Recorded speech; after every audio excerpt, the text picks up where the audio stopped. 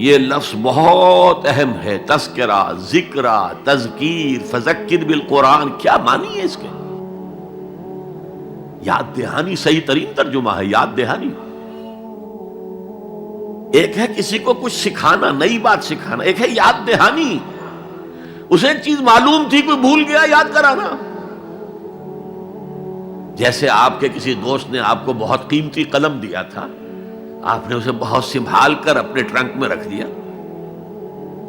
اب سال ہا سال ہو گئے، نہ دوست سے ملاقات نہ وہ یاد، اچانک آپ نے کسی روز ٹرنک کھولا اور وہ قلم آ گیا، تو آپ کو دوست یاد آ جائے گا کہ نہیں؟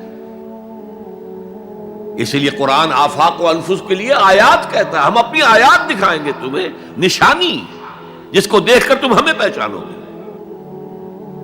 اور تذکرہ کا مطلب کیا ہے؟ پوٹینشلی ایمان ہر انسان کے دل میں موجود ہے،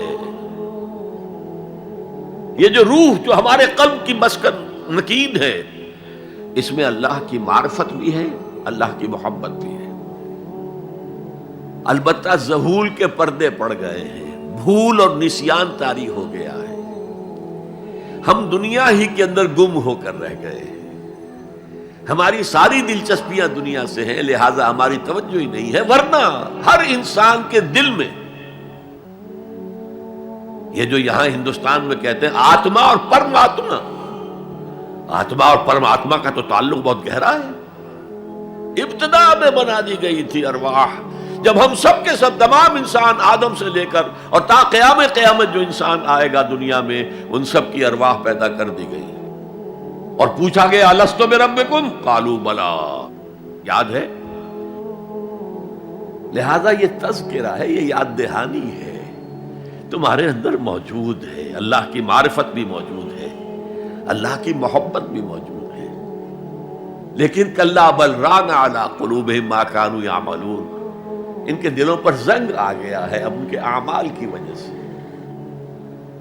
شیشہ جو ہے وہ زنگ آلود ہو گیا۔ حضور نے فرمایا ان هذه القلوب لتصدع كما يصدع الحديد اذا اصابه الماء، ان دلوں پر بھی زنگ آ جاتا ہے جیسے کہ لوہے کے اوپر پانی پڑتا رہے تو اس کو زنگ آ جاتا ہے۔ پوچھا گیا فما جلاؤها یا رسول اللہ، اے اللہ کے رسول ہماری تلواروں کو زنگ لگتا ہے، ہم پالش کرتے ہیں، سیکل کرتے ہیں، وہ پھر چمک اٹھتے ہیں، تو دل پر اگر زنگ آ جائے تو اس کا علاج کیا ہے؟ دو چیزیں فرمائی، کثرت و ذکر الموت و تلاوت القرآن، دو کام کرو کثرت سے، موت کو یاد رکھو، یہاں رہنا نہیں ہے، جانا ہے، یہ ہمارا گھر نہیں ہے، یہ ہماری منزل نہیں ہے، ہمارا اصل گھر جو حضور نے فرمایا انما الدنیا خلقت لکم وانتم خلقتم للآخرہ، یہ دنیا تمہارے لیے بنائی گئی، تم آخرت کے لیے بنائے گئے ہو۔ اسی لیے حضور نے فرمایا کن فی الدنیا کانک غریب عابر السبیل، دنیا میں ایسے رہو جیسے راہ چلتے مسافر ہو یا اجنبی ہو۔ اپنے بارے میں فرمایا مالی ولی دنیا، مجھے تمہاری دنیا سے کیا سروکار، انما مثلی کراکب استظل تحت شجرۃ ثم راح فترکها، میری مثال اس مسافر کی سی ہے جو ذرا سستانے کے لیے کسی درخت کے سائے میں بیٹھتا ہے تھوڑی دیر، وہ اس کا گھر تو نہیں ہے، اس کی منزل نہیں ہے، پھر وہ اس کو چھوڑتا ہے، اپنا راستہ لیتا ہے۔ یہ اگر ہمارا تصور قائم ہو جائے، کلا انہا تذکرہ، اب اس کے بعد جو الفاظ آئے فی صحف مکرمۃ مرفوعۃ مطہرۃ بایدی سفرۃ کرام بررہ، یہ جو قرآن ہے، جو تذکرہ ہے، یہ بڑے ہی انتہائی پاکیزہ صحیفوں میں ہے، فی صحف مکرمۃ، بڑے باعزت، مرفوعۃ مطہرۃ، مرفوع بلند اور انتہائی پاک، بایدی سفرۃ، یہ کن کے ہاتھوں میں ہے؟